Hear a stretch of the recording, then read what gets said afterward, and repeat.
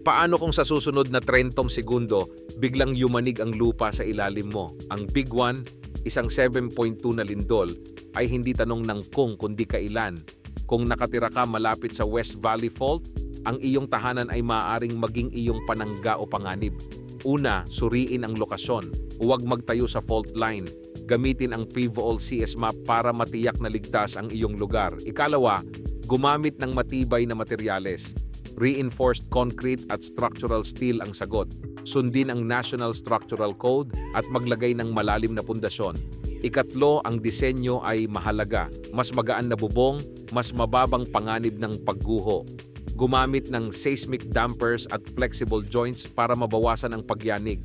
Ikaapat, siguraduhin ang paligid. Ikabit ng maayos ang mga kasangkapan at palakasin ang mga bintana. At panghuli, maging handa. Maghanda ng emergency go bag at alamin ang ruta ng paglikas.